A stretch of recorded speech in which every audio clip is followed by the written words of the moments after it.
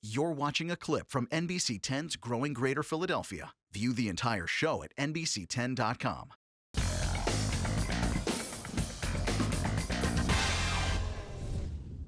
Welcome back to Growing Greater Philadelphia. I'm NBC 10's Tracy Davidson. More than 1,500 startups are flourishing here. But starting a business is not an easy task. Now meet a woman whose unique path to success is inspiring others to fight the good fight. 4 years ago, I found myself having a panic attack, just full of anxiety about Milk Crate, about money, about my personal life.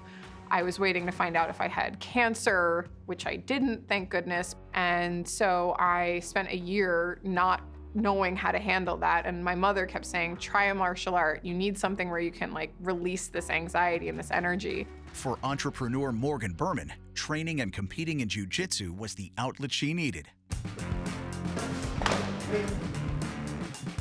One of the core things that are happening when you're fighting is people are trying to strangle you. And so there's this sense of the lights turning off. And that's a really scary moment. Eventually you can teach yourself to not freak out when that happens. And that's a really important lesson for fighting on the mat, but also fighting for your company.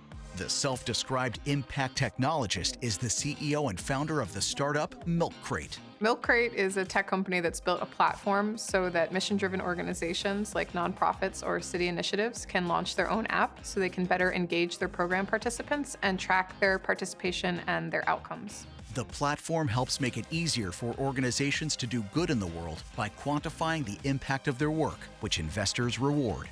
Nonprofits that improve their transparency can earn up to 53% more in funding, which allows them to grow their impact even further. Raised in Philly by two socially conscious entrepreneurs, Berman was set on a path to do her own thing from an early age. My parents brought me up to be attracted to and/or good at this process of creating something out of nothing and doing it for the betterment of society in some way.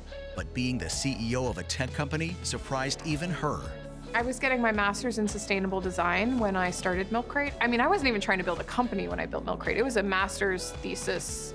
That was it. Fast forward 6 years, and Milk Crate is now a B Corp certified corporation supported by payrolled employees and an army of interns. But like many startups, the company as it operates today was not part of the original plan.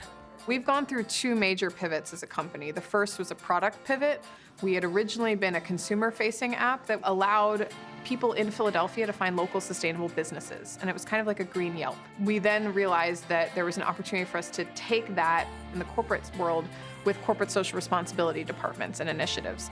Then, a meeting with a local nonprofit transformed Milk Crate into the platform it provides today. We're using our technology to gamify and reward and incentivize civic behavior, and so that was our market pivot. But the thing that we really want to be able to measure is, are we helping them then get a grant renewal? Are we helping them expand their services to an even larger audience?